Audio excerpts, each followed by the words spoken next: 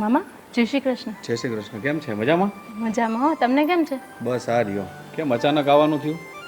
હા, આવી તો હું કાલની છું, પણ કાલે મેળ ના પડ્યો. આજે ફ્રી થઈ તો મેં કીધું તમને મળતી જાઉં, હાલચાલ પૂછી લઉં કેમ છો એ. બોલ બોલ, શું હતું? કાંઈ નહીં મામા, મારે તમને એક વાત કરવાની હતી. શું વાત કરવાની હતી? બોલ. તમે મારા મમ્મીને સમજાવો ને, એક જીદ લઈને બેઠા છે. બેટા, મારી બેન કેટલી જીદીલી છે ને અને હઠીલી છે ને એ મને જ ખબર છે. એ એક વાત પકડી લે ને પછી મૂકતી જ નથી. પણ મામા, એની જીદના કારણે હું અહીંયા આવીને આજે બેઠી છું. મારે લગ્નને ટાઈમ જ કેટલો થયો હજી. અમારા ઘરમાં કંકાસ ઘરે છે એમની જીદના લીધે. હું બધું સમજુ છું અને જાણું પણ છું, પણ હવે એને સમજાવવાની ટ્રાય કરું છું. નથી સમજતી તો શું કરું? તો શું મામા, એમની જીદના લીધે હું આ ઘરમાં જ બેઠી રહું? હું મારા સસરે નહીં જાઉં? બેટા, મારી બેનના જીદીના સ્વભાવના લીધે તું અત્યારે એકલો છું, પણ હું એવું ઈચ્છું છું કે તારી સાથે એવું ન થાય. મારી બેન જીદી છે, એને ગમે એટલું બોલશે, ગમે એટલું ખીજાશે, પણ તોય હું પણ એને સમજાવવાની ટ્રાય કરીશ તારા માટે થઈ. કાંઈ વાંધો નહીં મામા, તમારે પૂરી બનતી કોશિશ કરજો કે મારા મમ્મીને તમે સમજાવો. અને તમને તો ખબર જ છે ને કે હંમેશા છેડાછેડી વરપક્ષમાં જ ખુલે છે. બેટા, હું તારી સાથે છું, કાંઈ ઉપાધિ કરમાં.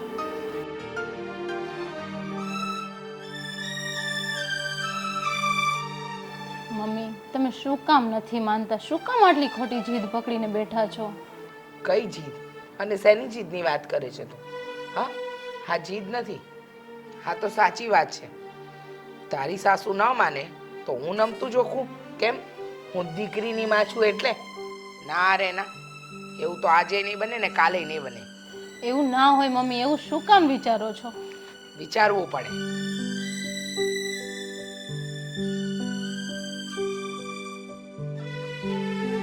સાગર, તમે અહીંયા? હા, તારા મમ્મી સાથે વાત કરવા માટે આવ્યો છું. વાહ, સરસ. તમારી મમ્મીની કોઈ ચાલ ન ચાલી એટલે દીકરાને આગળ ધર્યો. હા જમાઈ રાજા, આ વડીલોની વાત છે, તમે આમાં ન પડો ને તો વધારે સારું. ભવિષ્ય છે ને અમારું ખરાબ થઈ રહ્યું છે, એટલે વચ્ચે ના પડવું હોય ને તો પણ પડવું પડે. અને મમ્મી, શું છે આ બધું? અરે શું આ નાના છોકરાઓની જેમ લડવાનું ચાલુ કર્યું છે તમે લોકોએ? અરે થોડુંક તો વિચારો. આ તમારા લોકોના કારણે એ જિંદગીઓ પીસાઈ રહી છે એ નથી દેખાતું તમને? કઈ બે જિંદગી પીસાઈ રહી છે? હા, તમારી મમ્મી નમતું જોખવા તૈયાર નથી એ તમને નથી દેખાતું. અને વાત રહી છેડાછેડીની, તો એ મારા ઘરે ખોલે કે છોડીએ તો શું ફરક પડશે? જુઓ મમ્મી, છેડાછેડીની જે વાત છે ને એ જ્યાં સુધી મને ખબર છે ને ત્યાં સુધી ગમે તે દીકરી પરણીને એના સાસરે જાય ને પછી છેડાછેડી સાસરા પક્ષવાળા જ છોડે છે. વાહ, તમને બહુ જ્ઞાન છે. તો એક કામ કરો ને, તમારા મમ્મી વતી જો આવ્યા હોય ને અહીંયા કહેવા માટે, તો જઈને કહી દેજો તમારી મમ્મીને કે હું મારી જીદ નહીં મૂકું અને મારી દીકરીને પણ ત્યાં નહીં મોકલું. હું કોઈના કહેવાથી નથી આવ્યો. મને લાગ્યું કે નહીં, હું તમારા સમક્ષ આવીને તમારી સાથે વાત કરીશ ને તો તમને સમજાશે, પણ નહીં. તમારી વાતો સાંભળીને મને એવું નથી લાગતું કે તમને મારી કોઈ પણ વાત સમજાતી હોય. શું કામ સમજું? અને મારે સમજવી પણ શું કામ જોઈએ? હા, તમારી મમ્મી એની જીદ લઈને બેઠી છે એ નથી દેખાતું અને તમે મને સમજાવવા આવ્યા છો. કોને? તમારી મમ્મીને કે બિંદ્યાને મારે તેડીને લાવી છે એટલે તું આ ખોટી જીદ છોડી દે. પણ નહીં, તમારાથી તમારી મમ્મીને કાંઈ નહીં કહેવાય અને મને સમજાવવા આવ્યા છો. હાથ પછી મારી દીકરીને ત્યારે જ અહીંયાથી તેડવા આવજો જ્યારે છેડાછેડી અહીંયા મારા ઘરે છૂટે ત્યારે. સમજી ગયા? અરે મમ્મી, એવું નથી. સાગર તો તમને ખાલી સમજાવે છે, ખાલી કઈ છે તમને. બસ, તને કેટલી સમજ પડે છે તો તું આ વાતમાં વચ્ચે પડે છે? એની મમ્મીએ તો એના દીકરાને આગળ ધરી દીધી, પણ હું એવી ભૂલ નહીં કરું કે મારી દીકરીને તારા ઘરે મોકલીશ. આ શું છે મમ્મી? આ શું થોડી થોડી વારે તમે જ્યારે જુઓ ત્યારે કહો છો કે મારા મમ્મીએ મને આગળ કરી દીધો? જુઓ મમ્મી, હું છે ને કોઈ દૂધ પીતો નાનો કીકલો નથી કે મને સમજણ ના પડે. અને બીજી વાત, આમાં વાત છે ને મારા મમ્મીનો નથી, પણ વાક તમારો છે, તમે બાળ હટ લીધી છે. અચ્છા, તમને એમ લાગે છે ને તો હટ લીધી, જાઓ, બરાબર. પણ મારી દીકરી બિંદ્યાને તમારે ત્યાં તો નહીં જ મોકલું જ્યાં સુધી તમારી માં નમતું નહીં જોખે. દીકરીની માં છું એટલે દરેક વખતે ગધેડી નથી પકડી કે તમે કહો એમ જ નાચીએ. હા તો તમે પણ કાન ખોલીને સાંભળી લો મારા મમ્મી, કે તમે જે આ કરી રહ્યા છો ને એ યોગ્ય તો નથી જ કરી રહ્યા. હા, જ્યાં સુધી અમે લોકો સમજાવીએ છીએ ને ત્યાં સુધી બહુ સારી વાત છે, બાકી એ દિવસ દૂર નથી કે અમારા બંનેના છૂટાછેડા થઈ જશે. સાગર, એટલે તમે મને ધમકી આપો છો?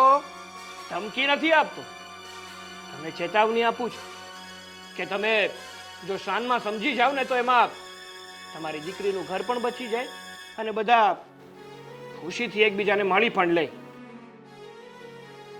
બાકી પછી તમને જે સારું લાગે એ કરો.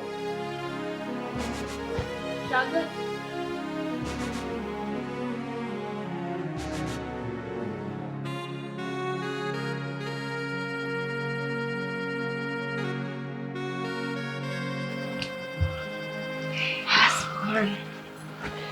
કેમ થયું થાકી ગઈ.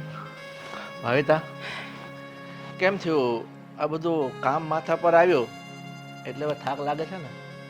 એમાં શું થાક? આટલા વર્ષોથી આ હતું કોઈ? આ તો 2 દિવસની આવી હતી એટલે વાંધો નહોતો. બાકી આટલા વર્ષ તે કોણ કરતું ઘરમાં? હું જ હતી ને. બસ તો એટલે ખોટું સંભળાવવાની જરૂર નથી તમારે. હું સંભળાવતો નથી, પણ તું આજે થાકીને હાશકારો કરીને બેઠી ને એટલે મને થયું કે ચાલો આજે કહી જ દઉં. એક મિનિટ. કોઈ પણ કામ કરો ને એટલે થાક તો તમને લાગે છે. મારી એટલી મોટી ભૂલ કે અહીંયા આવીને મેં થાક ખાધો તમારી સામે. જરૂર નહોતી. ઠીક છે, તું થાકતી ન હો તો આ કામ બધું તારા માથા પર જ રહેવાનું છે. હા, કારણ મને કે કાંઈ વાંધો નથી. વહુને તો જ એના પપ્પાની ઘરે તે મોકલી દીધી છે. મને કાંઈ વાંધો નથી. પણ તને એટલું સમજાય છે? આમાં કોકડું વધારે ગૂંચવાતું જાય છે. અહીંયા તું સમજતી નથી, સામે રીચાબેન સમજતા નથી. અરે થોડોક તો વિચાર કર. આમાં આપણા દીકરાની અને વહુની જિંદગી ખરાબ થાય છે. જો મારા ઘરમાં મારું ન ચાલે તો મારે આ ઘરમાં રહીને શું કામ? એવું હોય તો હું પણ વહી જાઉં. એવું જરૂરી નથી કે તું જે બોલે હું સાંભળી લઉં, એવી રીતે વહુ બોલે એ સાગર સાંભળી લે, એવું જરૂરી નથી હોતું. એટલે આ બધા મનમાંથી વિચાર કાઢી નાખ કે મારું જ વર્ચસ્વ, હું બોલું એ જ સાચું. બધું જરૂરી નથી હોતું. ક્યારેક આપણે પણ નમતું લેવું પડે.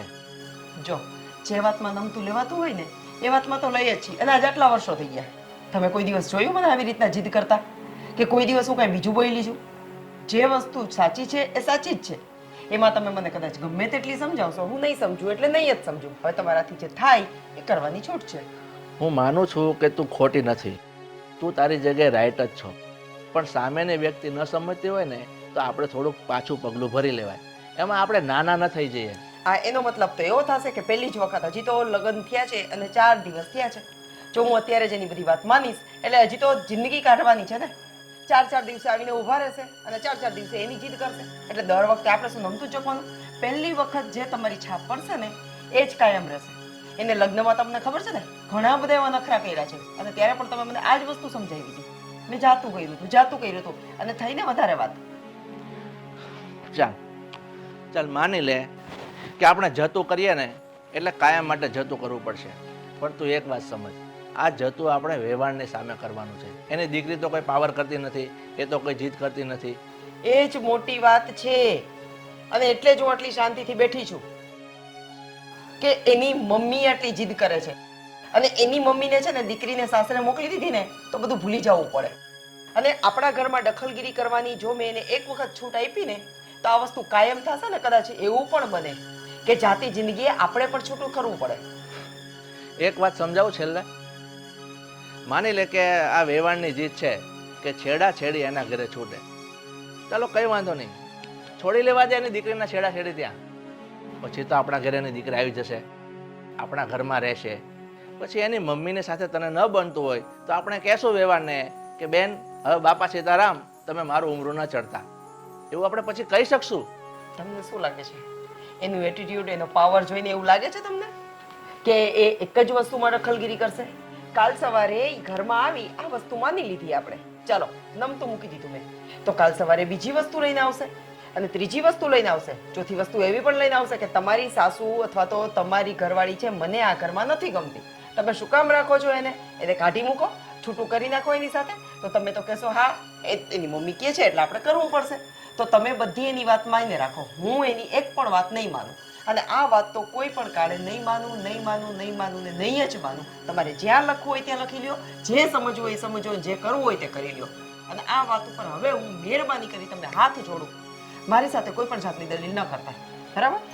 અને મારી ભૂલ હતી કે મેં અહીંયા આવીને થાક ખાધો. આના કરતાં તમારો સોફો બહુ સારો હતો, હું અહીંયા બેસી ગઈ હોત ને તો મને માનસિક શાંતિ થાત. આખો મગજ ખરાબ કરી નાખ્યો આ બાઈએ. પણ એક રસ્તો સૂઝે છે. આ રીચાબેનનો ભાઈ વિશાલ એની સાથે રહે છે. મને લાગે છે કે એ થોડોક સમજણો છે. એ મારી વાત માનશે અને રીચાબેનને સમજાવશે. કોઈ વાંધો નહીં, હું એની પાસે જઈશ અને આ બધી વાત કરીશ અને આનો નિવાડો લાવીશ.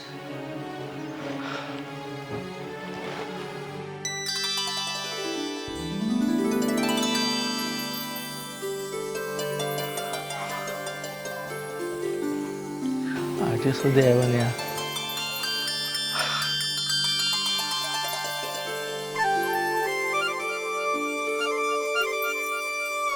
અરે જય શ્રી કૃષ્ણ ભાઈ. કેમ છો પ્રવીણભાઈ, મજામાં? બસ મજા છે. આ થોડું કામ હતું ને એટલે બોલાવ્યો છે. બેસ, આપણે બેસીને વાત કરીએ. કેમ મને અચાનક બોલાવ્યો? ભાઈ વિશાલ, હા તને તો થોડી ઘણી ખબર જ હશે કે તારા બેન રીચાબેન અને અમારા ઘર વચ્ચે આ થોડી ઘણી ટેન્શનની વાત ચાલે છે ને, એનો નિવાડો તો કંઈ લાવવો પડશે ને, એના માટે બોલાવ્યો છે. પ્રવીણભાઈ, મારી બેનને સમજાવવાની એટલી ટ્રાય કરી છે ને, માથાના વાળ પગે લૂછ્યા છે મેં, પણ હવે એની જીદ છે ને એ એકની બે નહીં થતી. જો ભાઈ, હું સમજી શકું છું કે રીચાબેન એની જીદ લઈને બેઠા છે, પણ એકંદરે તો આ વાત ખોટી પડે ને. કારણ કે લગ્ન થયા હોય ને પછી છેડાછેડી છોડવા બાબતની જે તકરાર છે ને, એ રીચાબેનની વાત સાવ તદ્દન ખોટી છે. છેડાછેડી હંમેશા દીકરાના ઘરે જ છૂટે. તો આ વાત એના મગજમાં ઉતરતી કેમ નથી? મને તો એ વિચાર આવે છે. પ્રવીણભાઈ, આમાં મેં કંઈ સમજાવવામાં બાકી જ નથી રાખ્યું એમને. પણ અમુક કહે છે ને કે એક જીદ લઈ જાય માણસ, એને છોડતું નથી એમ. પણ આમાં થાય છે કેવું ભાઈ, આ જીદમાં ને જીદમાં આજે સમાજમાં વાતો થવા લાગશે કે જે લગ્નના મહિના પછી પણ આ લોકોની ઘરે છેડાછોડી છોડવાનો પ્રસંગ નથી થયો, તો એમાં આબરૂ આપણા બંને ઘરની જશે. મને તો એની ચિંતા છે. પ્રવીણભાઈ, તમારી વાત એકદમ સાચી છે, પણ છતાં પણ હું ટ્રાય કરું છું બેનને સમજાવવાની, તો આપણા બંનેના ઘરની આબરૂ સચવાઈ જાય. મને ચિંતા જ એ વાતની છે, જો એ નહીં માને ને તો આ મારી પત્ની આ ભાવિતા એ પણ જડ બુદ્ધિની છે. એક જ વેટ લગાવીને બેઠી છે કે વેવાણ કે એને એવું તો થશે જ નહીં. હું તો સમજાવીને એને થાકી ગયો છું. પછી મને થયું કે ચાલો સામે પક્ષે બેન સમજી જતા હોય તો વાતનો નિવાડો આવે, પણ બેવ સરખા થયા છે, સામ સામે વટવાળા છે, તીખારા ઝરે છે. હવે આની બાબતમાં આપણા ઘરની આબરૂ નીલામ થશે એવું લાગે છે મને. એટલે 100 વાતની એક વાત, જાજી વાતના ગાડા ભરાય. રીચાબેનને તમે કોઈ પણ હિસાબે સમજાવો, જોઈએ તો કોઈ વડીલને બીજાને વચ્ચે નાખો, પણ આનું નિરાકરણ લાવવું પડે. કારણ કે સમાજમાં વાતો થશે. આજે લગ્ન થયા ને 1.25 મહિનો થઈ ગયો છે. મને વાતની એ જ ચિંતા છે. પ્રવીણભાઈ, હું છેલ્લી એકવાર ટ્રાય કરું છું, જો એ સમજી જાય તો ઠીક છે. ટ્રાય નહીં, ટ્રાય નથી કરવાની. અત્યાર સુધી આપણે ટ્રાય જ કરી છે. હવે એનો નિવાડો લાવવાનો છે, બરોબર? એટલે આનો નિવાડો તમે લાવો ફટાફટ તો વધારે સારું, નહીં તો સંબંધ વણસતા વાર નહીં લાગે.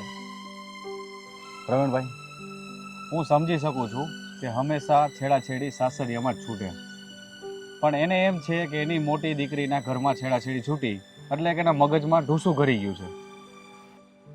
પણ આ વાત તો તદ્દન ખોટી કહેવાય ને. આ લાખોએ એક કિસ્સા આવા બનતા હોય કે દીકરીના છેડાછેડી પોતાના પિયરેમાં છૂટે, પણ એનાથી કે એવું થોડું છે કે આ જ વાત સત્ય હોય. એટલે વિશાલભાઈ, 100 વાતની એક વાત, મને તો લાગે છે આ વાતનો નિવાડ આ રીતે નહીં આવે. આપણે આ દીકરી જમાઈ ઉપર જ આ વાત છોડવી પડશે. એ બંને જે નિર્ણય લેશે એમ કરીશું, બીજું તો શું થાય. કારણ કે આપણે સમજવાની કોશિશ કરીએ છીએ પણ એના મગજમાં જ એવું ઠૂસું કરી ગયું છે. કોઈ વાંધો નહીં. તો હવે આમ પણ મારે બીજું કામ છે, હા, તો હું નીકળું. અને આ રસ્તો આનો છોકરા છોકરી જ કાઢી શકશે. બાકી આ રીચાબેન નહીં સમજે એ વાત તો ચોક્કસ છે. એવી જ રીતે ભાવિતા પણ એ જ માથાની છે ફરેલી, એ પણ નહીં સમજે. ચાલો તો હું નીકળું. સારું પ્રવીણભાઈ, ચલો નીકળીએ. જય શ્રી કૃષ્ણ. જય શ્રી કૃષ્ણ.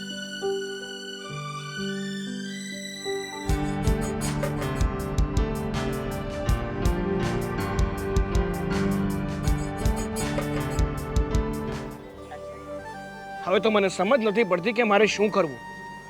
હા, નાના છોકરા પણ આવી લડાઈ નહીં કરતા હોય. એવી રીતે ઝઘડે છે તારા મમ્મી અને મારા મમ્મી. અને જોવા જઈએ ને તો આ બધી ભૂલ તારા મમ્મીની જ છે. દીકરા અને વહુના લગ્ન થાય ને પછી છેડી હંમેશા સાસરિયા પક્ષમાં જ છૂટતી હોય છે. પણ નહીં, તારા મમ્મી સમજવા માટે તૈયાર જ નથી. અને મને તો એવું લાગે છે કે હવે તારા મમ્મી કોઈ દિવસ સમજશે પણ નહીં. પણ હું શું કહું છું તને કે તારે શું કરવાનું છે? તારે તારી રીતે કાંઈ નિર્ણય લેવાનો છે કે પછી તારા ઘરે જ પડ્યું રહેવાનું છે? ના સાગર, એવું નથી. મારે પણ મારા મમ્મીના ઘરે નથી રહેવું. પણ સાગર, હું હજી એકવાર મારા મમ્મીને સમજાવીશ. જો આ તારા મમ્મી માનવાના હત ને તો આવી હટ લીધી જ ન હોત. અને માણસને એકવાર સમજાવાય, ખોટું ના લગાડતી. પણ આ મમ્મી છે ને એ અમુક વાર જાનવર જેવું વર્તાવ કરે છે. જો બિંદિયા, હું તને એટલું જ કહેવા માંગુ છું કે આ લોકોનો ઝઘડો જો પૂરો ના થાય ને તો આપણે બંને જ કંઈ નિર્ણય લેવો પડશે. જો આપણે નિર્ણય લઈ લઈએ ને તો આપણું ભવિષ્ય ખરાબ થશે. અને આમને એમ ચાલતું રહ્યું ને તો આપણા લગ્ન હજી હમણાં જ થયા છે અને છૂટાછેડા થશે આપણા. ના સાગર, એવું ના બોલો. જો હું મારા મમ્મીને હજુ એકવાર સમજાવીશ. જો હવે સમજશે તો ઠીક છે, બાકી હું એમના ઉપરવટ થઈને આવી જઈશ તમારી પાસે. હવે એવું જ કરવું પડશે. જો તારા મમ્મી ના સમજે ને તો મને કહે છે. આપણે છે ને આપણી રીતે જ માતાજીના મંદિરે જશું અને આ છેડાછેડી છોડી નાખીશું. અને ઘરે આવીને જણાવી દઈશું કે અમે લોકોએ અમારા રીતે જ માતાજીના મઢે જઈ અને છેડાછેડી છોડી નાખી છે. જો તમને કંઈ વાંધો ના હોય તો કંઈ વાંધો નહીં. પણ જો વાંધો હોય ને તો અમારે આ ઘરમાં રહેવું જ નથી. અમે અમારી રીતે રળીને રહી લઈશું. હા સાગર, તમે જેમ કહેશો ને એમ જ કરીશ. હું તમારી અર્ધાંગની છું. તમને ઠીક લાગે આપણે એમ જ કરશું. જો બિંદિયા, સાચું કહું ને તો આ તારા મમ્મીનું ઘર છોડાવવાનું મને પણ કોઈ ઈચ્છા નથી. પણ આ તો તારા મમ્મી હઠ જેવી લઈને બેઠા છે ને એટલે કહેવું પડે છે. આ પાણી હવે માથા ઉપર પર જાય છે ને એટલે ગુસ્સો કરવો પડે છે. જો શાંતિથી સમજી જાય ને તો આ બધી કઈ મોકાણ જ ના ઊભી થાય. સારું, હવે તું તારા મમ્મી સાથે એકવાર વાત કરી લેજે અને જે પણ કંઈ તારા મમ્મી જવાબ આપે ને એ પાછી મને જણાવજે. પછી આપણે વિચારી લઈશું કે આપણે આગળ શું કરવું અને શું નહીં. હા સાગર, પણ તમે ટેન્શન ના લેતા, હું તમારી સાથે જ છું. સારું, પણ તું છે ને તારું ધ્યાન રાખજે અને તારા મમ્મી સાથે બહુ ગુસ્સો નહીં કરતી. હા. ચાલ, હવે મારે મારા થોડા કામથી બહાર જવું પડશે. તને ડ્રોપ કરતો જાઉં અને પછી નીકળી જાઉં. ચાલ.